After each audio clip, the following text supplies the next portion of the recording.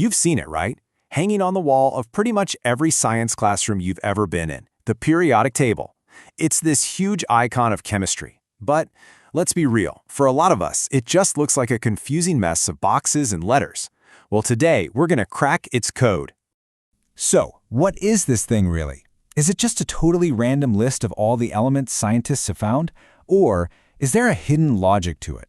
An elegant code that actually organizes everything from the air you're breathing right now to the most distant stars in the sky? Let's find out. Okay, so the first thing we need to do is stop thinking of the periodic table as something you have to memorize. That's the wrong way to look at it. Instead, I want you to think of it as a map, a guide to the fundamental building blocks of our entire universe. And you know, like any good map, once you learn how to read it, it can show you the way. And this quote just nails it. What looks incredibly complex is actually governed by just a few surprisingly simple rules. Once you get those rules, the whole table transforms from this source of confusion into an incredibly powerful tool for prediction. So let's start cracking that code. Our investigation is going to start with the first piece of the code, and it's hidden right there in the horizontal rows. These are called periods, and trust me, they tell a fascinating story about how atoms are built, basically layer by layer. We're going to read the table from left to right, just like you'd read a book. Each one of these horizontal rows represents a totally new level, or you could even say a new chapter in the story of the elements. Let's take a closer look at what that actually means for an atom structure. Yep, it's that simple. A period is just the official name for a row. There are 7 of them in the standard table, and the number of the row an element sits in, well, that reveals something absolutely fundamental about its atomic structure. So what does this number actually tell us? Let's say you take any element in period 3. Doesn't matter if it's sodium over on the left or argon on the far right. That number 3 tells you that every single atom of every element in that row has its electrons organized into 3 energy shells. It's a beautifully simple rule. The period number is a direct clue to an atom's inner architecture. So, the key takeaway here is pretty straightforward. An element's period number tells you exactly how many electron shells it has. And as you move from left to right along that row, each new element adds 1 more electron to its outer shell. This causes the chemical properties to change in a very specific, totally predictable pattern. And that's the first layer of the code, cracked. All right, we've figured out the horizontal code. That's half the battle. Now let's look at the second part of the puzzle, the vertical columns. These are called groups, and they reveal a different, but just as important, secret about the elements. Okay, so this time, instead of reading across, we're going to look from top to bottom. These vertical columns are called groups, and this is where we find elements that behave like they're all part of the same chemical family.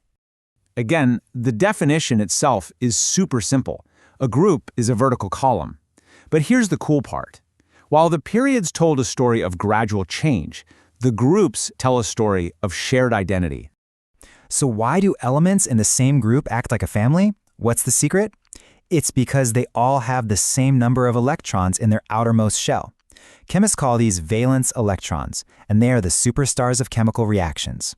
They decide how an atom is going to bond and how it's going to behave. So, if you have the same number of valence electrons, you're going to have similar chemical behavior. It's really that simple. Okay, let's put this all together. We have the rows, the periods, which tell us about energy shells. And we have the columns, the groups, which tell us about the chemical families based on those outer electrons. Now let's see the true genius of this grid when we combine these two ideas. So here's how it all fits together, like a perfect puzzle. The period, the row, tells you how many energy shells an atom has, which gives you a sense of its overall size. The group, the column, tells you how many electrons are in that all-important outermost shell, its valence electrons, and that's what dictates its chemical personality. So the grid gives you an element's address, instantly telling you both its size and its reactivity. Here's a simple way to think about it. Think of the rows, the periods, as being like the weeks of a month. As you go from Sunday to Saturday, each day is different, right? They change predictably.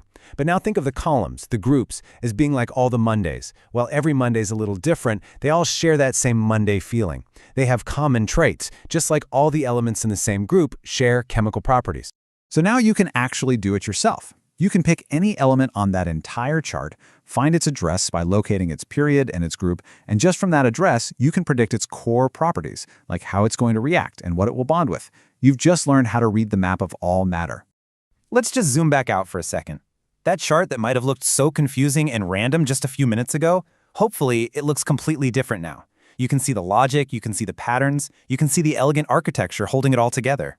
And that is the ultimate takeaway here. The periodic table isn't some list you have to memorize for a test. It's a powerful, predictive code. By understanding its simple rules, its rows and its columns, we can understand the fundamental properties of the entire universe. It's just an incredible achievement of human curiosity. So the next time you see this table, don't see chaos. See the code. See the map that lays out the logic of our universe. Now that you know how to read it, the only question left is, what will you explore?